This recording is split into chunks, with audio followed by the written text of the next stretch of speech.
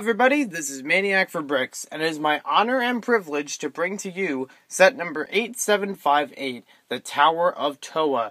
This is a long-awaited LEGO set review that I've wanted to do since I bought the set last year for half the price in store with all the parts. It's amazing. I really enjoy this. So, this is why I'm making a big deal about it. This is a Bionicle set from 2005, and it's Bionicle even though it uses regular LEGO pieces, because it is in line with the Bionicle play sets that were released during 2005, 2006, and a little bit in 2007. This has 401 pieces, 14 minifigures, 6 of them being Toa, and the rest are Kagerak. This has ages 7 to 16, and it originally retailed for $50. I bought this set with all the parts, everything was intact, for $25. And long after its discontinuation. So I'm really excited for this set. Let's get right into it. But the first thing I want to show you is for a height scale measurement. That's my sig fig on top. This thing is massive. And this is just the tower itself.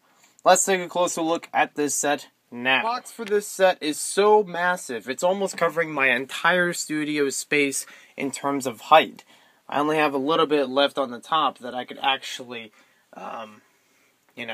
make room for this set in terms of the box. And it's so massive that I've also had to move the camera back pretty good distance on my LEGO Studio table so that I could capture it all in one frame.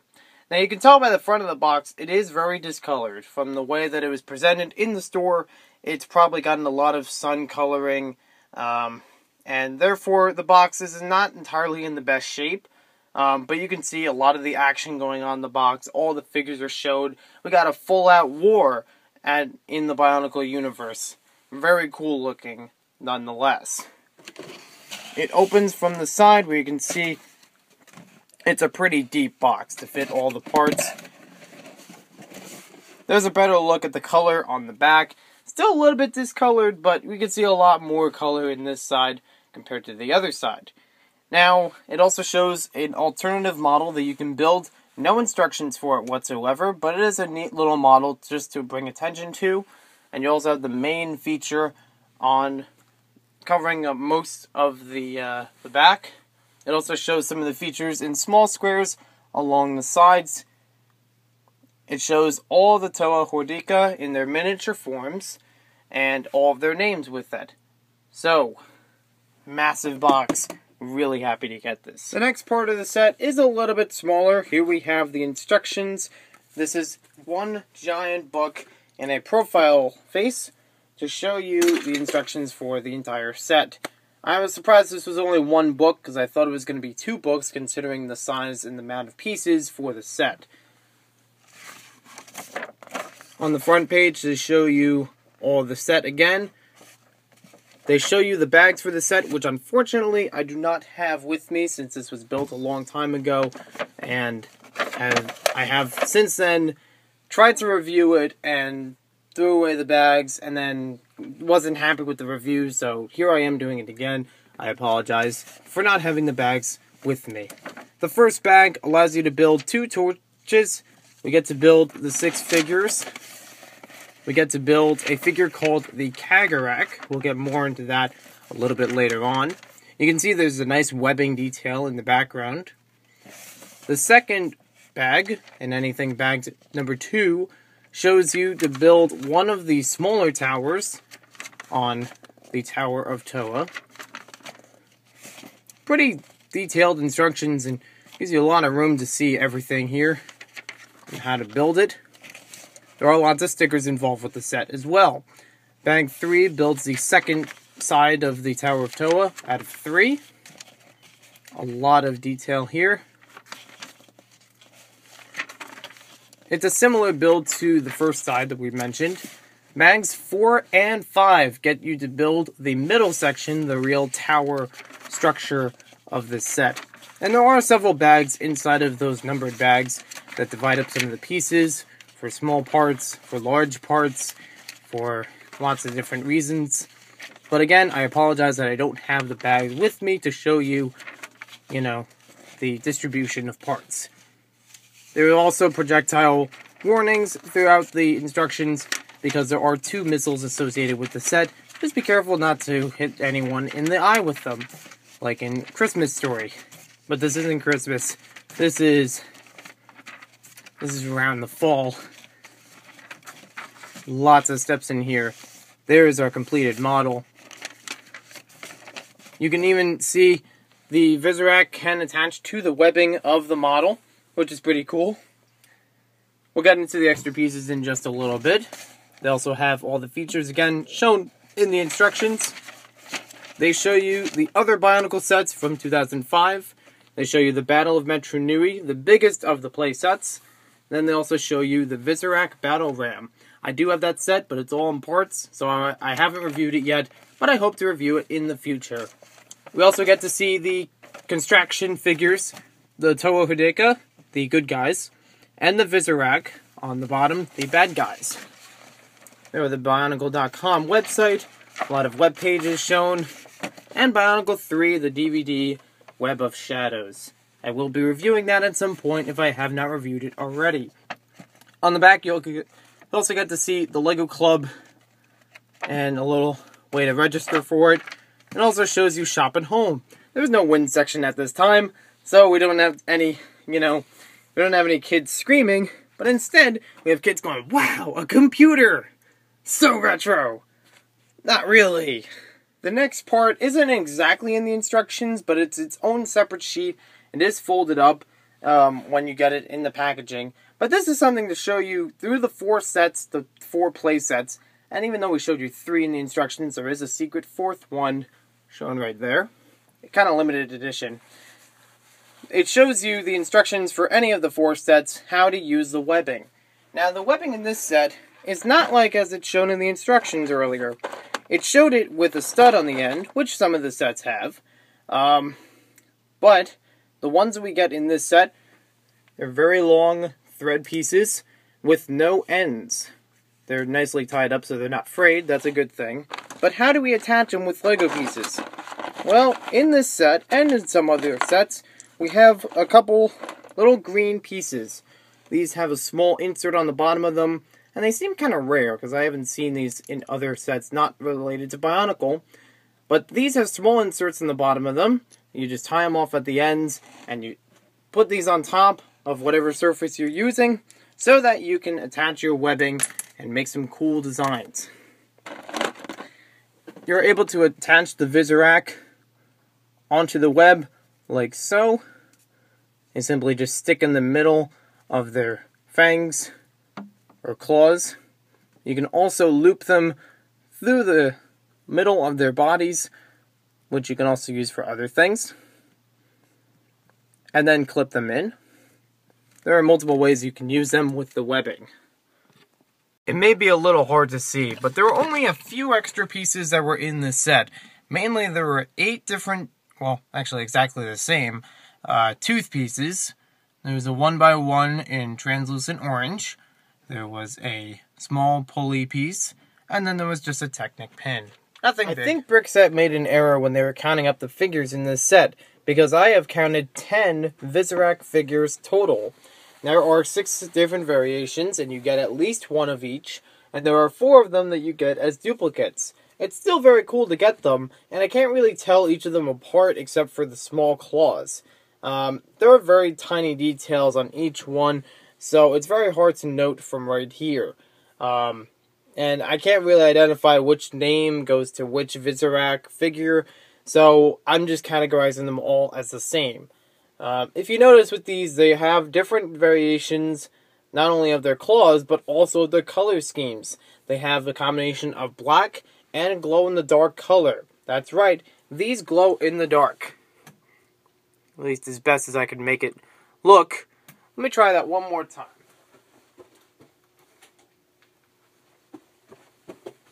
Let's try it now.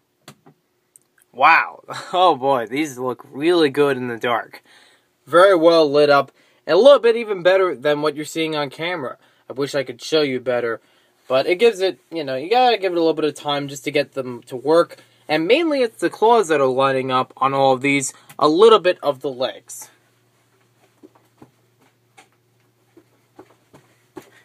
Another interesting feature about them, other than what we've mentioned before about the webbing, is that these are working kind of like your figures from Invasion from Below. The way that each of these have flexible legs, and pretty much a flexible body, allows them to fly up in the air like your little frog figures you used to play with. So it's very cool to have these springing into action, and you could really have some fun trying to play with this side of the villains. I probably should have done this better before, but here's a better look at each of their claws. You can see some are pointed, some are longer, some are shorter, some have little teeth or fangs or some kind of design inside of them. And here's a better look at them with glow-in-the-dark features. Comes out really well on the camera.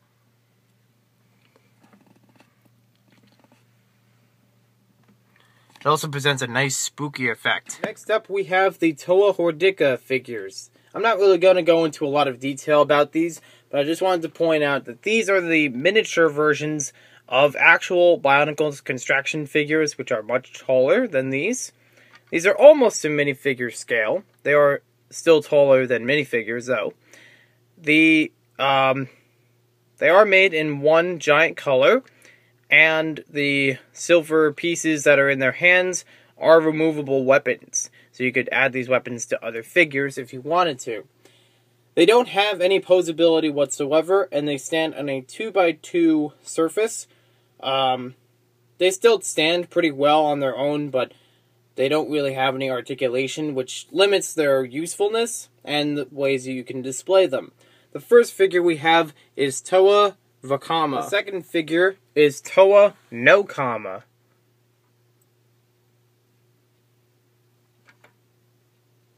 These are well detailed, even for a single mold. Our third figure is Toa Onewa. Let me know if I pronounce any of these names wrong in the comments below.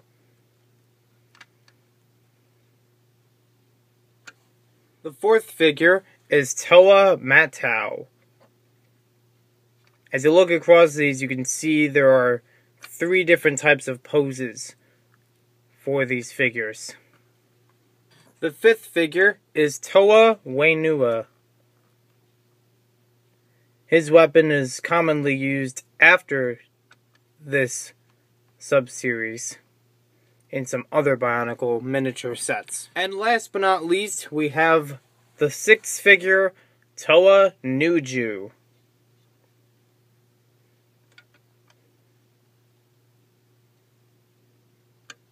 The last figure we have to show you is one that you actually built in the set, as opposed to the other ones that were made out of 1 or 2 pieces. This is the Kagerak, or Kagerak, sometimes pronounced. It is basically an elite member of the Visorak Horde. It is an immensely large figure compared in scale to the other Visorak. It is supposed to be that large, and it is a really, you don't want to mess with these things. There are several variations of them that are made in LEGO Bionicle sets. This is one of the smaller variations, very simple on parts, easy to move around, and it's got a really cool feature. Now, these legs are very easy to move, sometimes even if you don't want them to, but they just have 2 simple ways of ball joint movement. And underneath, you can see we got this large blaster, which makes up most of its body. The idea with this is that you push on this end, and it raises the head and fangs, and it also shoots the blaster out, if you give it enough pushing on the back. It's a spring-loaded missile, and it's the older form of missile we've seen in LEGO, sometimes appears nowadays. It's very cool that the function works well, but it does have a problem. Sometimes if you just push with one finger on it, and you try to, really push on that part, it might, misdirect your angle. We're trying to move the legs around. So I suggest that you just try to fit a finger under here to keep it steady, and then you could actually fire it the way you want to. It's also really cool, just in parts-wise, that we get the gold Makuta mask that is used for the Kagerak's head.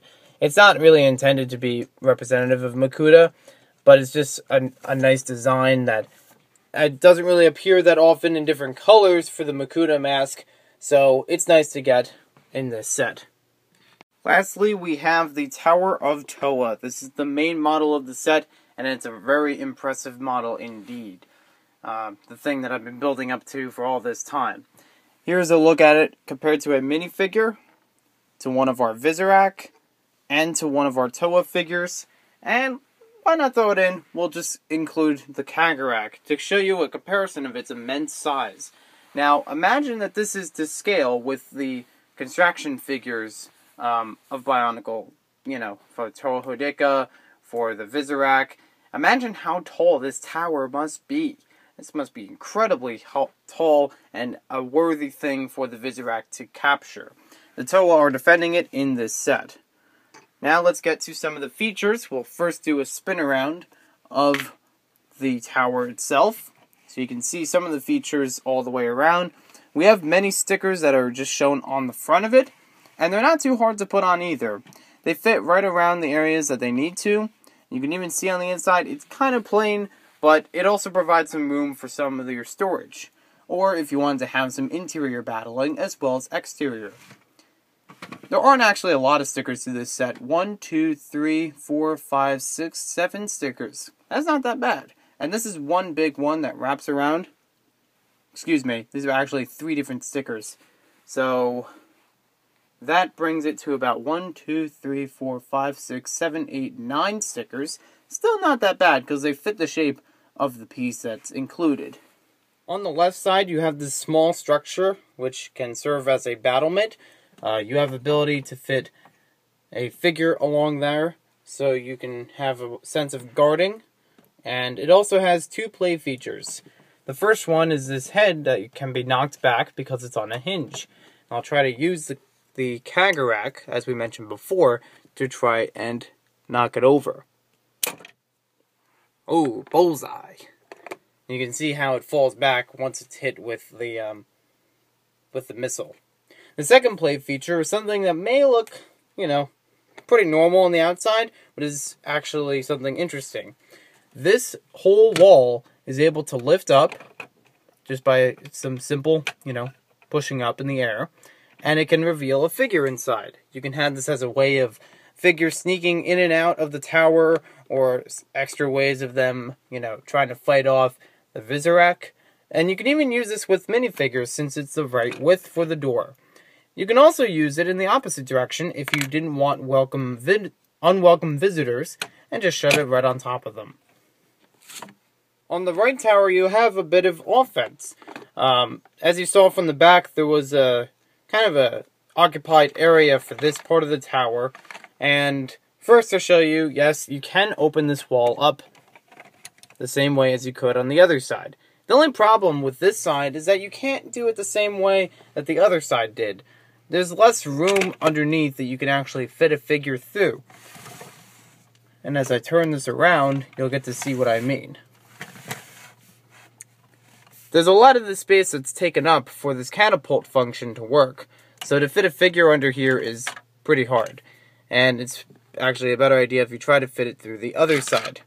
But this side allows you to use, pretty much with just your finger, a way to launch the catapult, or to launch this small molten rock, over the wall and onto any figures out in the open. They just simply push down on this, and it has a neat little assembly to allow it to shoot up in the air. You can see how that works. And let me see if I can take this part out itself to show you a better look at it. You see a couple pieces in there, more of the Technic pieces that allow that to work. And it's actually a pretty useful function. Sometimes it does get caught up, but it still works well. And you can't stand on the top portion of it because you have the catapult right there. You also have these hooks that are easy to fall off, and I really don't know what they're for. Maybe just to hold the rock in place so it stays centered. But I think the claw itself does a good job of that. The claws on the side aren't really necessary. So now as we move on to the middle section, as I showed you before, the middle on the first floor is really empty and doesn't have any play features. However, it does have a lot of room if you want to pose figures, have a small interior battle with them, or have some sort of room for them to prep before the battle begins. Now, in case you're wondering, you probably are, this whole black piece underneath these orange 1x1 pieces, this is entirely one giant mold. And it's designed in the mask of Taraga Doom, the original leader of the island in which this is fought on, to make it simple. Now, as we move up on our layers, you can see these gates can open up. We can move the cannon out on a small rail. And you can also move the cannon side to side and up and down a little bit. And from the back, it has a way for it to work. Well, you can see more in the back how that's operated. But there's a small trigger in the back that kind of wraps around the missile so that you can press it and fire it. It's a little hard to get to. And that's actually a little bit easier when it's tucked away like this in order to make that work. But you might need two hands just to keep it steady and to actually fire it. By this point, we've already covered most of the major features of the model. The other one is that this top tower section can fall back on a hinge, the same way that the head down here can move back on a hinge. There's really nothing else that can be seen from up here, except that we can see some small rooms and some balconies that allow you to put some more figures if you want to have more action in different spots. But nothing much that can actually be seen here. These pieces can move back and forth, though I don't know of any real intention for that. It just looks like it's there for design. If you wanted to, as a game, maybe you could try to shoot the missile through these, or if you're on this side with the tower, you could try to move these back and forth to try and catch the missiles. That way you can use them against your opponent. And that's one thing I find interesting about this set.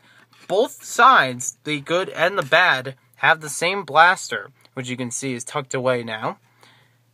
And I think that's actually really fun for kids, even if you have, like one side has a tower, the other side still has a blaster that can take down a lot of stuff on the tower. Even some of these parts are pretty fragile enough that you can knock them down, even though they're not intended to.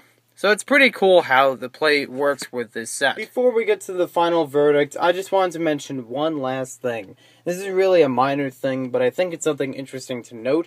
These towers, or smaller sections on the sides, are easy to pull off in case you wanted to have them as separate structures. Although, maybe not as easy as it looks. I think some of the pieces actually fell off of this one, but they are attached pretty easily, just like in one of the sets I've previously reviewed, the Soldiers Fort. There's also another base type set, and you can pull these out. Well, okay, maybe not. Alright, forget about that part. So, let me move on. Overall, what can I say about this set that I haven't said already? I mean, you guys already can tell from the long time I've taken to review this set, and I do apologize for that, that I really enjoy this set. I enjoyed it when it first came out. Just by looking at it, it looked awesome. But now, actually having it, it looks even better than I imagined. It's got a lot more play features to it than I expected from the original set. I mean, imagine finding this for $50, and you see all the pretty cool things about it, and a lot of great pieces, or at least a lot of pieces to build a massive model. But then getting that for $25, still getting this awesomeness. I mean, this is ranked as one of my greatest sets that I own. It's really one of my favorites, because, I mean, I was a big fan of Bionicle at the time, so I really got into the Bionicle aspect of it, but I still enjoy it a lot. Just as a construction model, just as a Lego set, you know, whether or not you associate it with Bionicle. It's really impressive. It's got a lot of great features. It holds together really well. It's got a lot of offered things to it, and I don't know how to say it enough. 10 out of 10. I mean, I don't rate sets normally, but you guys want a rating, and usually I don't give ratings unless it's really, really bad or really, really good. But I can't put into words enough how much I enjoy this set. I think you guys by now have gotten the picture. So thank you very much for watching this video. I really appreciate that you guys stuck around throughout the entire video to watch this in all of it. All that I've been, rambling on about for must be a really long time. And I really appreciate the fact that you guys have been waiting for this set, that you've been patient with me about it. I mean, I was really expecting, even at the time of its, purchase, that you guys would have wanted to see it pretty soon, because, a lot of other people review sets not too long after that they purchased them. But it took me a whole year just because of backing up of stuff, lots of other things going on. But I really appreciate your patience. It's just amazing. You guys are amazing. And I hope that I'm providing enough, that I'm giving back to you guys for all that you're doing for me. I appreciate your support. This is just wonderful. I mean, really, I'm honored that that you guys appreciate my videos. So, thank you very much for watching this video. Hope you guys enjoyed it. Let me know what you guys think about this set. I've been rambling on for it a long time. Now it's your turn to tell me your thoughts about this set. Let me know in the comments below. Give it a like, give it a thumbs down, whatever you want to do. Whatever you think is fair. And thank you very much for watching this video yet again.